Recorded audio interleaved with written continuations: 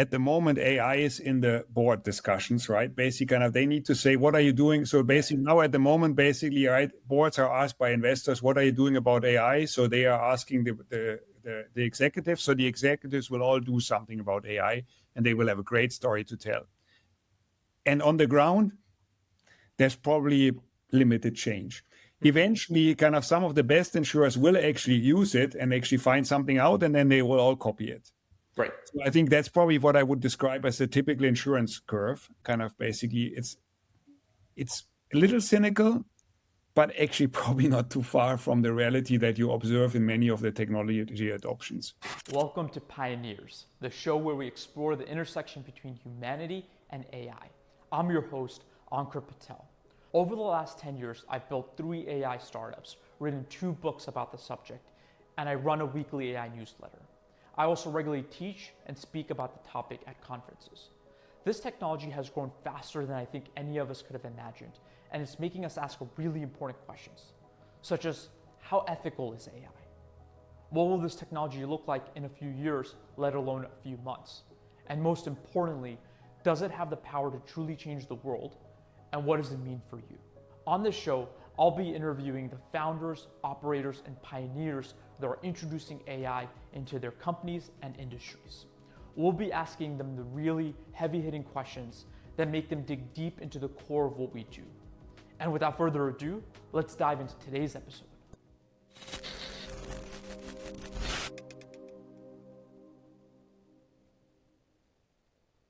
If you're running a commercial fleet and still using traditional insurance models, you're not just playing defense, you're leaving money on the table. Well, what if I told you AI isn't just about claims automation anymore? It's about flipping the entire insurance model on its head, starting with data, agents, and actual business outcomes. Today's guest is Felix Kuhlmann, and we're diving deep into how AI is completely reshaping commercial fleet insurance. Felix, welcome to the show. Thank you. So Felix is the co-founder of Draivn. And Felix, would love a little bit of a background on what you do today and also how you got to doing this. Yeah, I mean, I've been looking at commercial fleet insurance for 20 years as a consultant, as an executive in a large carrier, and I've tried to make the process better. It felt like we need to improve the marketplace because it's not a single carrier that's bad. It's actually a challenge for the industry. And I felt there has to be a better way. Commercial fleet insurance has been unprofitable for decades in every country I looked at. And yet there's a wealth of data, and there has to be a better way of using that data and bringing it to the process. So hence we founded Draivn to actually figure out a way to make the telematics data useful in the process and make it available in the right tools to support outcomes. Yeah, that makes sense. It's one of the most important segments where AI can make a huge impact. And I think it's been hard, right, to change decades-old processes in some cases. And I also know that you're not just building tech at Draivn, you're also an insurance executive in residence at Accenture's FinTech Innovation Lab, where you help handpick startups and mentor them as they scale. So I'm curious, as you're working on what you do professionally with Draivn, what are you able to do with the FinTech Innovation Lab, partnering and coaching some of these founders as they're going through the programs? I probably should ask you, but well, let me start with basically why I do it, right? From my perspective, basically, it's often challenging. You have a technology, you understand the technology, but let's say the world of insurance is a little far apart, especially if you're not talking about personal insurance, but you talk about commercial insurance. It's a world that's difficult. It took me probably a decade to actually get a decent understanding, and I'm still learning every day about specific lines. So it just doesn't work intuitively as you would think. And I say basically, one of those examples is basically when you get this in as an COO and you get this question, hey, how do we enable fax? And you sit there like, I haven't used a fax machine in 30 years. Why would you need it? Yeah, but we have this one customer who sends us faxes and they seem to be important. So, well, okay, fine. So you figure out how to enable a fax machine. So there are some pieces where business has been done in a certain way between key business partners for a long time. And as long as those business partners are around and doing the same things they do, the process doesn't change. And so helping people, I mean, that is not very intuitive, I think. I mean, almost a question to you, but it's usually not very intuitive for anyone who's not from this industry because it's so antiquated and weird. Yeah, I think the personal lines are a little bit more intuitive for everyone involved, right? Because we experience it directly, like auto insurance, homeowners, renters, travel insurance, things that you would be more familiar with. I think when it comes to commercial insurance, as a technologist, you may never have seen that firsthand, because unless you work in that particular industry, you're not considering things like fleet insurance. And that means that the people that know fleet insurance, they have deep domain knowledge, but they may not know all the technology that could make their business better. The people that know the technology may not know the kind of that commercial insurance segment, right? Like fleet insurance. And so there's a gap in terms of know-how, because you need to know both the business side and the technical side. I think when you have them come together, that's when magic really happens. So maybe talk us through, what fleet insurance is. When would one purchase fleet insurance? Because I think a lot of people here may not be familiar with that world, including what some of the challenges that might exist there. Fleet insurance is a form of commercial auto insurance. And I mean, the main difference is that you're not insuring one vehicle, but you insure many. It can be thousands, tens of thousands. It can be 50.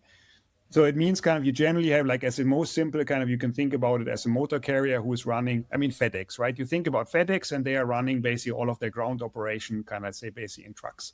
And now you need to figure out basically how you insure all of those trucks. All of the trucks from a regulatory basis need to be insured. And now you see the difference, right? If you basically insure the difference to personal lines. You may have two vehicles, maybe you have 3 cars, right? Basically, maybe you have 4, and maybe you have even a collection, but it's a list. You're not buying 20 cars a month, and let's say reselling them. You probably are not renting cars in addition that you're using just for a few weeks. And you may not actually use some of your trucks where you actually only partially use them and they are partially used by someone else. So if you want to insure this, you need to understand what's actually on my policy. And that's not so easy.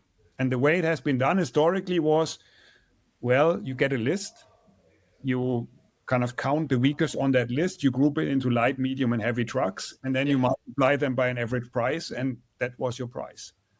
I'm simplifying a little bit, but not a lot. And as a result, as you might guess, the industry is unprofitable because that comparison basically of this count is often not, it doesn't resonate. It's not the same as the actual exposure. Right. The most simple example is probably if you're doing let's say if you're basically are Amazon and you're basically doing a lot of Christmas deliveries, you will have a lot more trucks on for Christmas, but you probably are renewing your policy in July because it's easier. So you probably are never, and I say basically you are looking at the count that is insured is based on the number of vehicles in July. And then you may choose again in next June. At the end of the policy, you look again, it's the same number, but in between you had 30% more vehicles. Actually, we did analysis of where you found that. So it's Yeah. So the risk that you price and you underwrite maybe not adequately considered, right? Because the exposure is materially higher because of all these dynamics, all the variables that go into it. And then different types of fleet, depending on what type of commercial use they have, and then in which geography, how often the fleet is being used. Is it around the clock? Is it used seldom? Like these things really matter. I think it's really hard to get all of this captured. And if you're doing spreadsheet math in the way that you described it, you're not really in some ways personalizing the assessment of that risk is what I gather. Is that right, Felix? Yes, you're not personalizing, and you're simply it's just plain wrong, right? You have basically all of the operational issues in this process. Somebody copy and pasting, and you just forget a few rows, and then you just have the wrong number. So yes, so you're basically the fundamental basics are just off. Mm-hmm. And then basically you can apply fancy math, but fancy math of the wrong base is still pretty common. Yeah, I think that makes sense. It's very static, old school ways of pricing for what ends up being a very dynamic operation, right? And I think that's where, when you think about leveraging agentic AI, it can analyze, more at scale the types of problems that we encounter here, and hopefully levels a playing field between the kind of the information that you have and then like the risk that you need to underwrite as an insurer. But let me ask you, before we even get to the agentic AI piece, you mentioned that fleet insurance is largely unprofitable.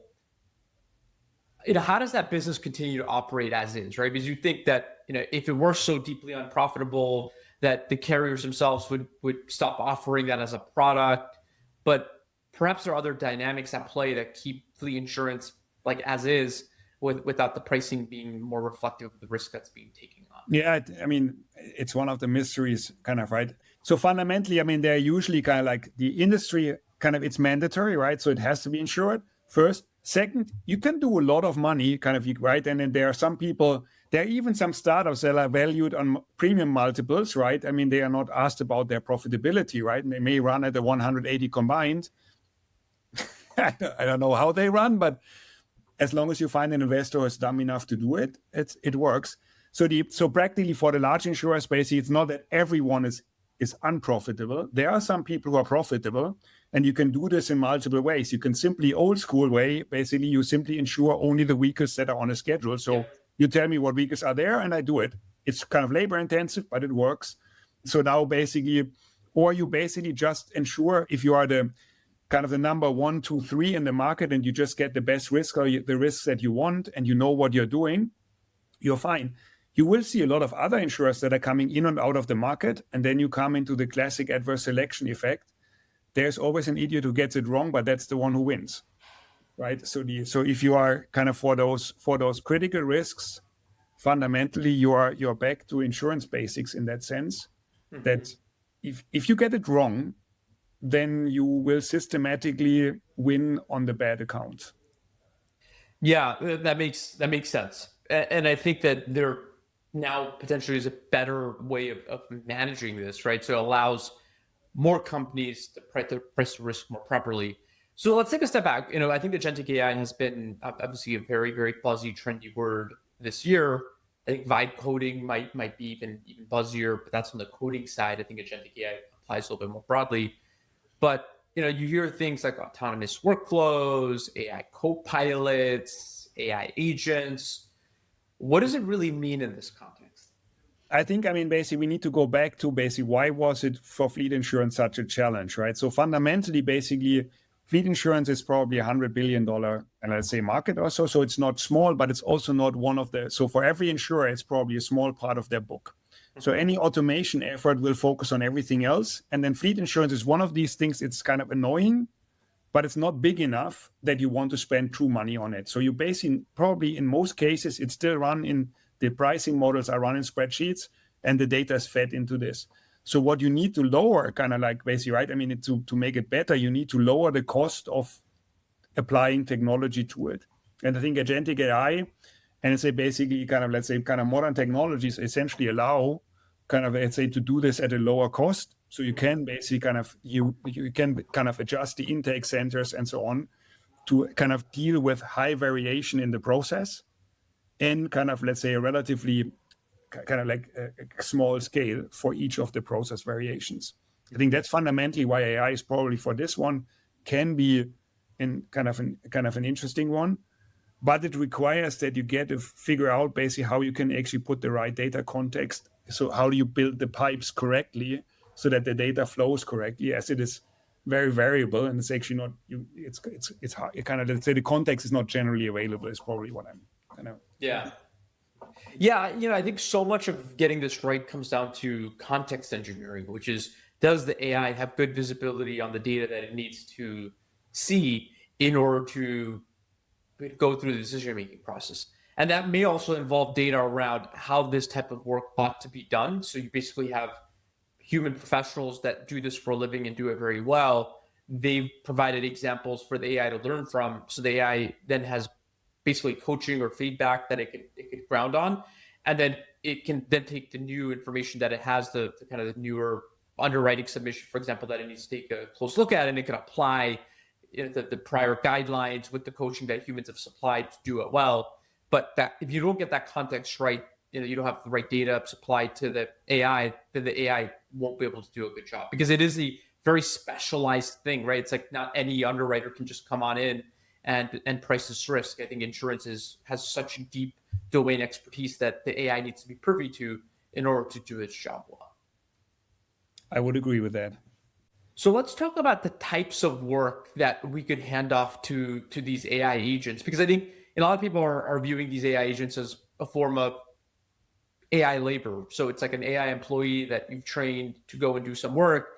Now you do need to have good data, as we mentioned, the context and the coaching and such. But in this world of fleet insurance, what are some of the roles or tasks that these AI agents could be well suited for?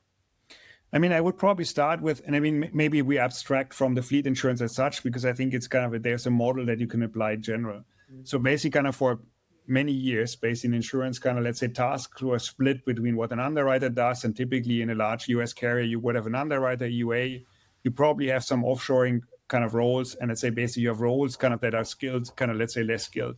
And the lowest hanging fruit are probably basically, I mean, if the work can be offshore to India, you probably can kind of put an AI engine on top of it.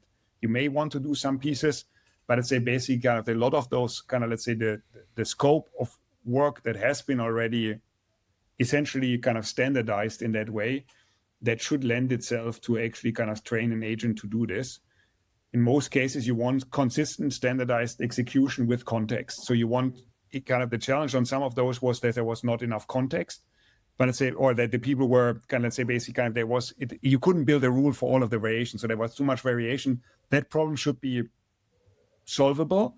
And probably basically you're better off basically with an AI agent than you are with a team that has 100% turnover every year. So so there is probably kind of, that would be for me the low hanging fruit.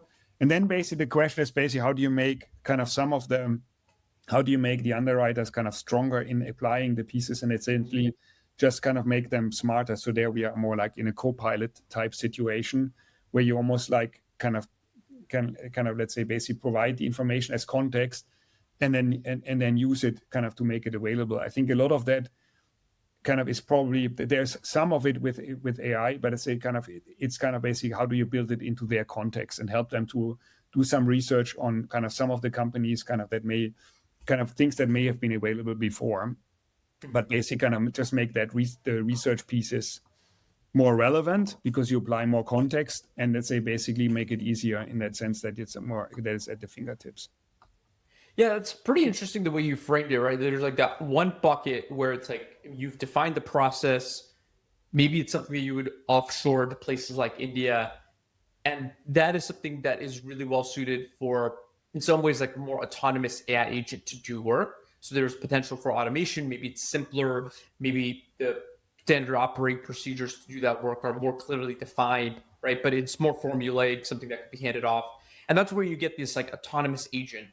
And then there's the second bucket, which is more assistive in nature, more of that co-pilot experience. And it might use agentic AI because the AI agents might still go through like series of actions and might go through some reasoning. But the end goal is not to perform the end action. It's to go and help inform with a lot of good, rich information, like the context that results. It helps the human operator, like the underwriter, get to a more, like, let's say, more thoughtful decision, right? It helps them do diligence and such more quickly. And I think there's room and opportunity in both of those buckets. And I think that's a good way to kind of figure out which use cases fit in bucket A, the more autonomous agent bucket, versus the more assistive agent bucket, which is bucket B. And I think both of those buckets could be largely described as leveraging agentic AI because they could leverage different agents in the back end, but they're kind of serving the business in different ways. Yeah, I would agree. I think, I mean, there's probably a part where you basically also kind of like make sure that you actually understand, like, okay, where should you leverage agentic AI? Where should you combine it with traditional machine learning? Because you actually want to be repeatable and you want to be sure you want to have no risk of somebody kind of, let's say, basically kind of AI makes up something. You need to be 100% sure. And let's say basically that combination is then probably the design task kind of that you need to do. And then probably you can rethink some of those processes fundamentally and build them better. Yeah, it's interesting. I think one of the weakest parts of modern AI, like agentic AI, is that it is probabilistic, right? Whereas like the traditional machine learning is more deterministic. So if the same inputs, you would get the same outputs, more or less. Here, I think for any given input, the output variability is still, it's always considerable. Like you could do things to ground it, but it's going to be variable in nature. And I think for some types of work, you're better off with traditional machine learning versus the modern day like generative AI, large language models. Or you would need a RAG approach or something basic. Kind of, you need to design in a specific approach so that you can create kind of, let's say, reduce the variability. I mean, an underwriter assessment will also be variable between the two people. So, I mean, there's also this idea of like, hey, I get always the same output. Well, if I have 10 persons, they also produce 10 variations. So, Right. the idea, there's a problem in the idea sometimes, but there's something where I can explain it kind of, and I'd say basically, I think there's a part on basic where you need to appropriately design it. And I think that's that's the yeah. I mean, so it's a really good insight because I think people are variable in the ways that they think. So you have a 10-person underwriting team. If you gave the same underwriting submission to each of them, they would, have differences in their outputs. But I think we as people treat AI differently than we do humans. So it's okay for 10 human underwriters to give different responses, but we don't want the AI to give 10 different responses to the same underwriting submission. Well, I mean, actually, the interesting thing is kind of, I mean, at least for us in kind of in my past life, kind of, we did actually kind of do the underwriting file. So we did this as an example. So we gave the same file to multiple people, and then you're coaching them on this. So you get them to a relatively high consistency, but it's hard work. Yep. So it's basically like it's calibration and so on, and it doesn't happen by itself. The same is true for AI, and basically kind of if you can get it to 5 to 10% variation, I would bet that you can get any AI agent to the same. Yeah. But in the same process, kind of, you need to do it. The advantage is once for every underwriter, the next underwriter have to train again and calibrate. For I do it once, and then I can hope that actually just switching on another one for more capacity shouldn't require the same. Now it's technology, so I would never say it doesn't. But I mean, kind of, it's kind of basically you would expect that, once you have trained them, you can do it with 1,000, and kind of there should be no difference in variation between 500 and 1,000. That's right. So I think maybe going back to the fleet insurance use case and the potential for agentic AI, how do companies get started? Because I think most would align very clearly with kind of, yes, this technology is really powerful. Yes, we can get value from it. Yes, the space needs it. But how do I get going, right? Where do I start? I think everybody has started. So it's kind of just a question of where they are in their journey. Kind of basically now it's kind of, I mean, every insurer has a strong data science team. So basically kind of everyone has strong actuarial practices. Everyone has actually some form of machine learning. And now the question is basically what foundation. And I mean, the challenge is not so much now basically, right? You have actually the different analytic frameworks, and now you need to bring them together. And so basically, I think probably everyone will have either Copilot or one of the other kind of major kind of, let's say, basically hyperscalers kind of activated as a context to help learning and use it. I think most underwriters will use actually a version for their own business anyway, right? And I say basically, so that piece, kind of the help side, is probably there. I think where it gets a little more challenging is probably when you now kind of, let's say, basically go into the space where you would have been traditionally in RPA, and you basically would have been in traditional automation. Now you need to actually figure out basically how you integrate it with core systems and so on. And I think they're in different places. For me, basically, I would do it in the same way, kind of as for other technologies. You start with where you have the biggest opportunity. And let's say basically, now this will usually not be fleet insurance. So we come back to the same problem. You start with everything else, kind of, right? Where do I have a lot? Well, I have call centers, chatbots. Kind of let me optimize that if I basically are in personal lines.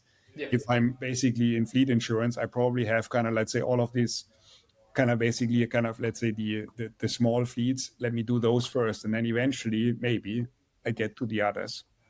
Yeah, it makes sense. Like you're going to start with where you think you could have the most delta in terms of business impact. But I do think that the power of this technology is that you could apply it to the long tail of use cases that you would not have been able to put your data science team's effort to work on. Yes, I think, but I think the problem is not that it's kind of, well, okay, and maybe this rhyme is different, right? That's always a dangerous thing. So yes, in 15 years, somehow this will all be very different from today. We don't know yet exactly how it, and let's say basically technology and adoption is changing faster than we always expect over that time horizon. But we probably also, the challenge kind of is still kind of, right, there's someone who needs to write the governance for the project and so on. And basically, if I think about it, for I don't know, in my old world we had 1,500 pricing models and tools kind of basically. So there is kind of basically, until I get to number 100, if even if we are fast, right, everything is a 6-month project kind of from end to end and rollout, then kind of we'll still be talking in 10 years. So there is, and then the question is basically where would fleet insurance be? So there is a pattern basically kind of, given that for many, especially commercial insurance, generally the kind of, it's hard to kind of, you have few use cases that you can use across all of those. It's fairly specific lines and specific use cases and so on. And if you need to tailor it, I think it's hard. So the use cases that are useful are the ones that you can run across. First notice of loss works pretty much the same for everyone who calls. So that's probably easy. A submission intake might be one that also works fairly simple. But if you want to actually get the full benefit, then you probably want to, and if you want to apply agentic AI fully, then you don't want to just put it into a system or replace OCR reading. You want to actually change the process. And now you have the problem that somebody needs to say, yeah, that's how the future process needs to be. So I think the challenge is not so much that it's hard in that sense. The challenge is like you have a limited capacity to manage change and to manage the new process, and you need to work your way through. So the adoption curve is simply based on that. And historically, in my past, kind of over the last 20 years, there are some areas we never got to. They were always on the list. So commercial fleet insurance, I think we rolled out multiple kind of new fleet management systems or new commercial auto systems, right? And always fleet insurance was on it. But by the time we were always ready, the next problem came up and then it was delayed. So I think that challenge doesn't go away. It might be that the adoption hurdles are lower, and if there's a way where you can reduce the need for the bottlenecks in that sense, the bottlenecks being the IT governance teams, the process teams, and the people who are designing it in the right way, if you can reduce that need, then you are able to move faster. But that's not trivial, I think. No, it's not. I think people need to view this with, it's not like a easy to kind of deploy panacea. This is going to fix our problems overnight. There's still a lot of hard work that needs to happen. It's one of the reasons why I think data science teams, machine learning engineering teams, AI engineering teams, as they're called, are really valuable. They need to take this technology and apply it for a given company. And then on the other side, like startups taking this technology and trying to introduce it, they need to go and work hands-on with some of their customers, right, to get them to value. And you're seeing a lot of forward deployed engineering. So like the FD motion that's made popular by Palantir, I think that's become a huge part of how AI startups are trying to get customers to value, because like you can't skip over this like engineering, the setup phase, the governance phase, and data, right? So, and that's why I'd like to take maybe a little bit more of the conversation, which is agents in this type of use case where there's such high domain expertise that you need. The agents need clean, accessible data. And I think if you don't have that, things kind of go sideways. So I'm curious, like from your perspective in insurance, and we can talk about fleet insurance or maybe more broadly in insurance, how ready is the data for these organizations? Well, I mean, I mean, broad brush, so, right? Basically, I think fundamentally kind of the question is what does ready require? From where I sit, if I want to basically be sure that the AI has a high chance of doing something right, then I want to make sure that the context is right. And I can't assume basically that kind of back of the head, somebody knows still, hey, this is that customer, it has these 3 peculiarities, even though it's not written. So unless it's in the data, I think it's hard kind of, let's say, so I think, I mean, I need to have appropriate master data management. I need to have the right hierarchies. I need to know what data to apply. And then basically I need to have the data quality controls in the process so that I can rely on it. And I think it's probably even more, at least maybe it's just emotional, but basically if I don't have a human sitting at the end who may catch something, I want to basically be even more sure that those pieces are watertight. And then I may still have variation from the agent. And I believe that is relatively rare. I think the best insurers have done quite a bit of work on it, but it's hard. I mean, I know we did some projects. It took us 3 years to just be able, the famous question on how many customers do you have? Yeah. That was a 3-year project kind of in one of my past companies. And it's kind of, I think most people don't know the answer. And let's say the question on what is a customer, right? Is it basically policies? No, policies are not customers. And it's basically, okay, is a customer, how do you aggregate kind of basically if you want to roll it up? So there's a lot of those underlying problems that have been always there. But I think they're even more relevant if you want to use them to provide context for agentic AI, because it depends on what you use. And so to come back to your question, right? How ready? Yeah, the best ones are probably ready, but I think it's rather the exception than the norm. Yeah. Well, how do you handle as a drive-in today? Well, I mean, this is kind of the core problem that we're trying to solve, and it's hard. So basically, I know that kind of we founded Draivn basically. I joined Draivn because I had this problem in Zurich kind of in my past where we were working on it, and it didn't. I mean, it was painful. What we do is basically we really kind of work on the master data management part. So we basically build the hierarchies. We designed the hierarchies from the back end, from the outcome forward, kind of build the data pipeline, and we think about it really as a data factory. Kind of you take the data in, you basically ingest it consistently, kind of you figure out basically how do you get better at that. You normalize it, you aggregate it, and so on. We use a lot of AI coding and testing and so on, kind of, but basically it doesn't really help in any of those pieces a lot. I mean, yes, it helps us to structure it, we get faster, right? But it's supportive in that sense. And then basically, at the end we make it available as context. So you put it in an MCP kind of, let's say, context, so that somebody who has an agentic AI framework can plug in and has it available. At the same time, we make it available in standardized, structured format so that you can use it in a traditional machine learning framework or basically in a structured data format. So realizing that as an insurer, if I want to use it, I need to plug it into my agentic AI tools, but I also need to plug it into my data pipelines or into my traditional use cases. So if I have a policy admin system and that needs to be auditable, the data needs to go in there. So there's not unfortunately, you rarely replace all of those kind of ingestion points. So you need to actually be able, I think, and build it out so that it's ready for all of those.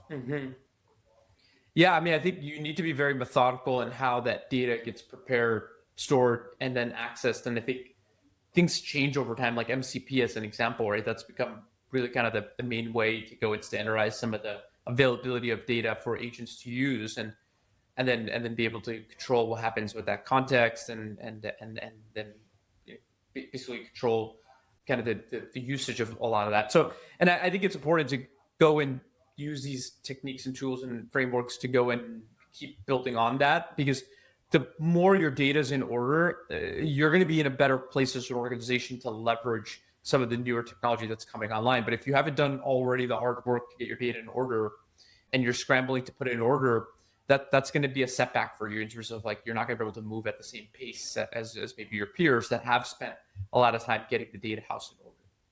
Yeah, I think it's a journey over, it's probably decades, right? In many cases. I mean, especially if you have a kind of some insurers, basically kind of I mean, if you have some of the reinsurers, I mean, they have data. I mean, I think Munich Re they have some data that's more than 100 years, kind of, right? They have some kind of basically kind of below the headquarter, basically there are some bunkers with old kind of earthquake data and what have you. So it is kind of basically a piece on how do you organize it to make it available. Yeah. And I think the other part actually that has become more challenging, kind of, right, is basically how do you organize consent, and how do you organize ownership of data? Kind of, right. Traditionally, you used your own data. It was relatively straightforward. Basically, okay, my claims, my policy, my submission. Now you have all of this context. Do you have the consent to continue using that? For how long? And so on, right? Generally, kind of like consent needs to be limited. Yeah. And yes, in the US context, that's less relevant than a European context. But if you're in California or some of the other states where things are changing, you need to be sensitive for it. And I'd say you need to figure out basically, how are you going to handle it? Kind of basically, what do you do if you actually need to do it?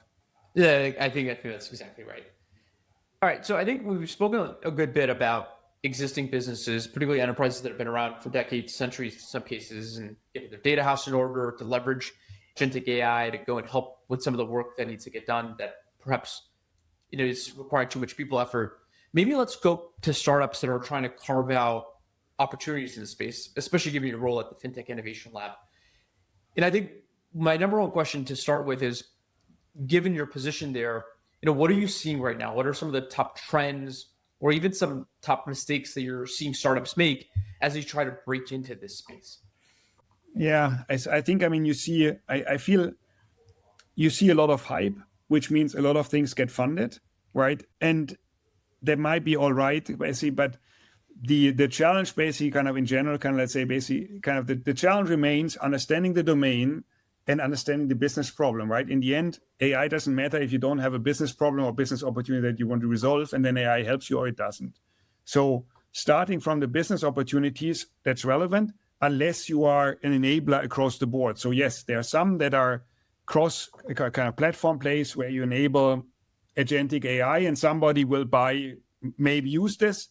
If an insurer chooses to use it, they will buy with someone who does that. Fine, there's one play. But it's basically that's a limited set, right? Where you have this foundation, almost like the foundation plays. And then you have the other place where you actually apply and use it. And then now you have kind of, let's say, use cases kind of where, and then you come back to all of the traditional use cases. Interestingly, you come back to basically now you're like, okay, distribution, right? Okay, now you had all of the kind of, let's say, the Google or the optimization for the Google algorithms, and now you need to optimize like, okay, how do I make sure I'm visible in ChatGPT? Yeah. I think some of it's kind of less relevant for them. Well, for me, I have the insurance head. So unfortunately, or fortunately, depending, kind of like in insurance, kind of in most of those cases, you have a lot more time for adoption because because the buying process is, you don't engage with insurance. You buy it once a year or once every 3 or 5 years. Kind of most people never change their insurer or change it every decade. So basically kind of you have so much time to go with it that you actually are not forced to move faster. Some other industries are a lot faster. So there are some of those opportunities, but it's like, yeah, if you want to push and ensure, hey, you should adopt it. Yeah, sure. Let's do a POC. So I think, we see the challenge kind of on the adoption side. I think it's like you will see a lot of POCs quickly, but then basically rolling out, it feels like it goes into the same strategic project bucket. Yeah. Unless you make the decision like, hey, we want to roll out agentic AI. Yes, we will contract one in an RFP. That RFP process is 9 to 12 months. And then they may or may not do something. But basically, I think, kind of you see a lot of the old trends, kind of, right? Like this, the challenges. I think, fundamentally, the opportunities are there, kind of basically. There are opportunities for new business model. There are opportunities where you can think about basically kind of like on-chain. You could combine kind of, let's say, more modern exposure analysis. You could combine this by using more. If I think about an extreme case, you take telematics kind of data, you use kind of, let's say, basically AI kind of to basically kind of, let's say, evaluate context. You basically plug it into a kind of a different kind of, let's say, kind of like some of the cryptos kind of, let's say, tokens and so on. You would use those to fundamentally reshuffle kind of the chain, kind of basically, and you could tap into a completely different way of doing insurance. There are some where you saw some of the people basically started to actually build kind of, say, smart insurance on chains. And it's basic, but it's at the moment, all of those are still isolated pieces. And at the moment, most of the use cases are coming back to disrupting insurance fundamentally is hard. That's probably what most people learn every time they try. and there's a reason why this industry has been around for in this way, and why most players are long-term players. So there will be probably a few that will succeed, but the bulk will not. And then basically so you basically come to the specific areas kind of where you are trying to optimize certain processes. So you come back to either platform plays or basically you're optimizing kind of niche solutions. And I think it lends, I mean, so in that sense, that's what, I mean, that's kind of what you would expect, what you see. The other part that is coming is basically now the question on it's now the risk head that insurers have from two perspectives. One is like, how do I insure others against the risk that AI does some weird stuff? And the second part is basically from my IT governance and so on, how do I make sure, how can I be sure that there are kind of, let's say, basically that, how can I trust this, right? I mean, let's say, those would be the pieces, I think, there where you see kind of a lot of things moving. And I think then there are some, basically, you have some specific use cases where it was like things that you always try to do, like document comparison kind of was always a pain in the neck. And let's say, basically, if you try to create a master list of clauses for kind of essentially the legal side, that was almost impossible. But if you think about it now, basically, kind of most LLMs, kind of, they are decent at kind of, let's say, kind of helping you with the legal side. So you can actually use this in areas where it was before really hard. And I think there will be more that's coming. No, I think that's great advice. I mean, I think let's focus less on the technology itself and let's talk about the business problems that it could solve. And you speak the language of these insurers and also meet them where they are, right? And a lot of times it's like, it's not automating these processes overnight, but it's helping go and support the professionals in these roles. Some things you could automate, but there are a lot of things you'll need to assist on. And you got to find ways that you could go and make their lives easier. And if you could tie it back to some key KPIs that matter to the carrier, right? It could be reduction in loss ratios or faster underwriting to be more competitive, maybe better customer outcomes in terms of how quickly they get decisions and such. I think that's going to really make a difference. But I think there's probably too much of a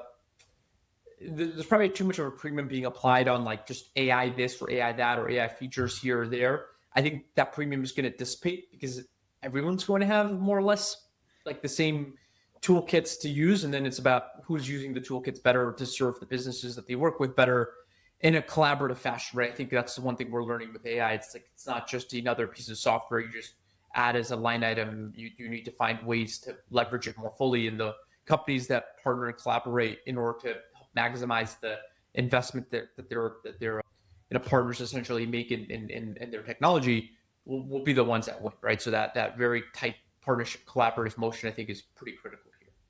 I agree. I would probably add, like, at the moment, AI is in the board discussions, right? Basically, kind of, they need to say, what are you doing? So basically now at the moment, basically, right, boards are asked by investors, what are you doing about AI? So they are asking the executives. So the executives will all do something about AI and they will have a great story to tell.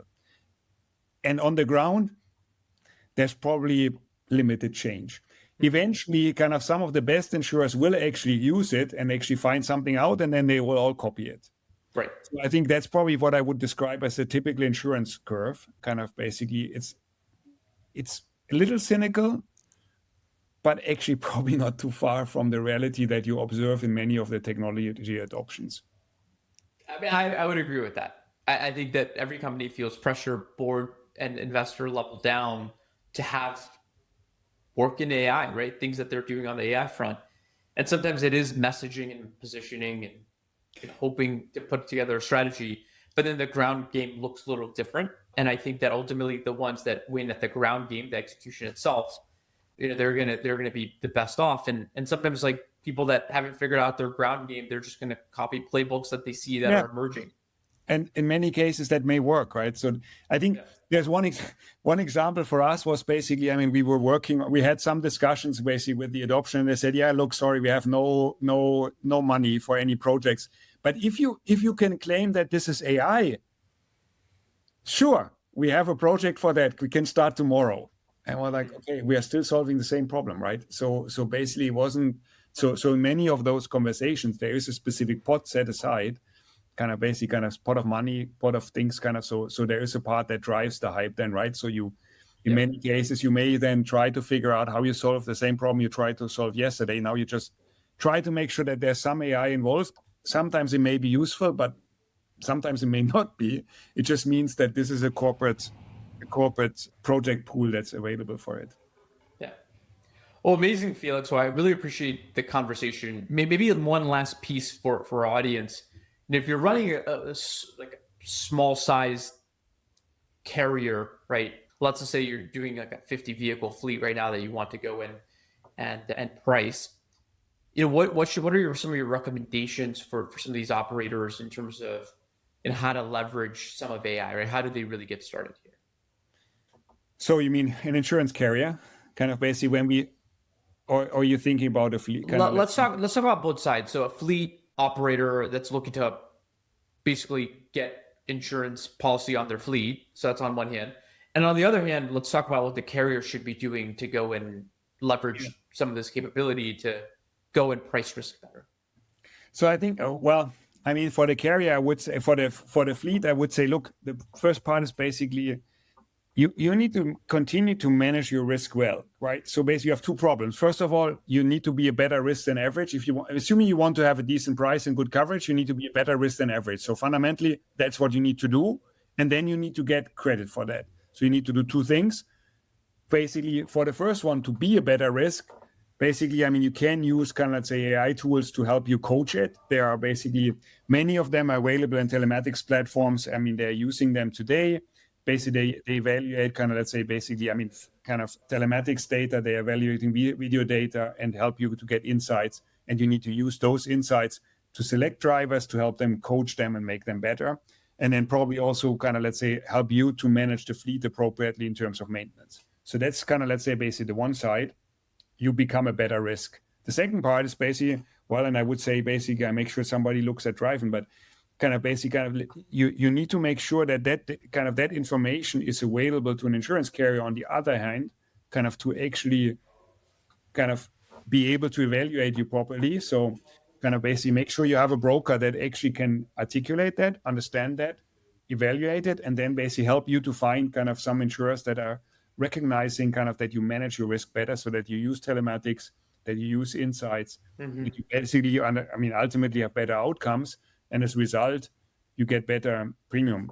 And then if we flip to the other side, so the insurance carrier, from where I sit, is basically the first part. Basically, if you are selecting risk, if you need to select for fleets that are willing to share data and collaborate. Yeah. So if a motor carrier doesn't want to share data, so you need to want to share data.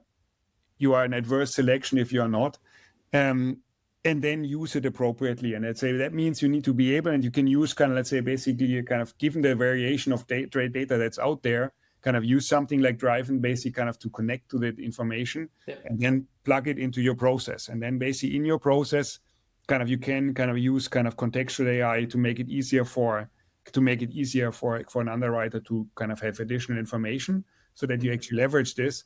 But I think the first part is really make sure that you select it, and then make sure that you actually articulate basically why a fleet should share data with you. So in that sense, basically you have a program where you say, hey, you share risk and benefit. If somebody is a better risk, behaves better, and you have better outcomes, then you should be rewarded for it. And if they just happen to not have any of those, right, then basically there's nothing to be shared in terms of outcomes. That's great. No, Felix, I think that was super thoughtful, and I think it's great to hear kind of both sides of the equation. Appreciate the time today. And for our audience, if this conversation resonated with you and you're tired of paying more for less, maybe it's time to stop buying insurance and start building risk intelligence. Felix, where can people learn more about you?